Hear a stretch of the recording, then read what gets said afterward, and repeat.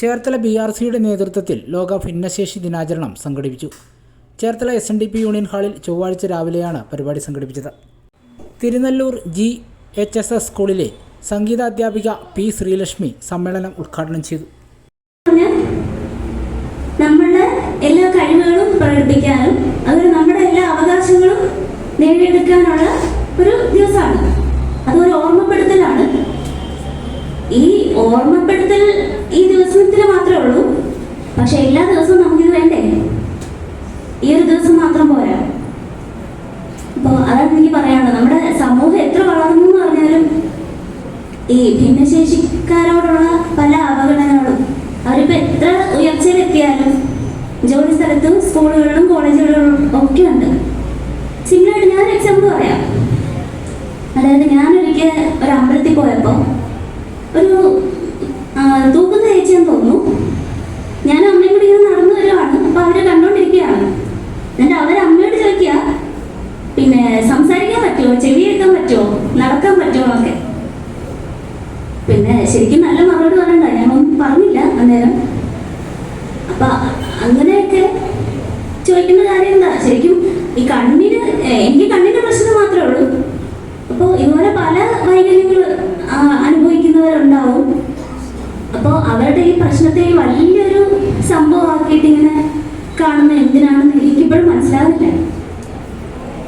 അപ്പോൾ നമ്മുടെ സമൂഹം എത്ര വളർന്നു പറഞ്ഞാലും ഈ ഒരു കാര്യത്തിൽ ഒട്ടും വളർന്നിട്ടില്ലെന്ന് ഞാൻ പറയുള്ളൂ. അപ്പം ഇനിയും വളരാനുണ്ട്. നമുക്കൊക്കെ സിമ്പതി അല്ല എമ്പതിയാണ് വേണ്ടത്. അതായത് മറ്റുള്ളവരോടൊപ്പം തന്നെ നമ്മളെയും കാണണം. അതേ നമുക്ക് ആഗ്രഹമുള്ളൂ.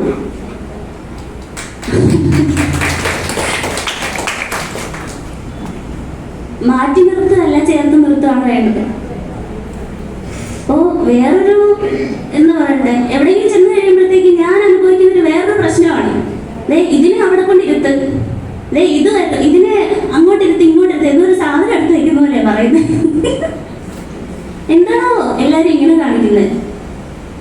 അപ്പോൾ എല്ലാവരോടും എനിക്ക് പറയാനുള്ള ഒരു കാര്യം മാത്രമേ ഉള്ളൂ. എല്ലാവരും തുല്യരാണെന്ന് എപ്പോഴും ലോകം പറയുന്നുണ്ട്, പല വേദികളും കേട്ടിട്ടുണ്ട്. അപ്പം ഞങ്ങളെയും തുല്യരായിട്ട് കാണുക, എല്ലാവരെയും പോലെ ഞങ്ങളെയും കാണുക. പിന്നെ ഇപ്പോഴത്തെ ഒരു മുദ്രാവാക്യം തന്നെ ഭിന്നശേഷിക്കാർക്ക് അന്തസ്സോടെ അഭിമാനത്തോടെ ജീവിക്കാൻ കഴിയണം.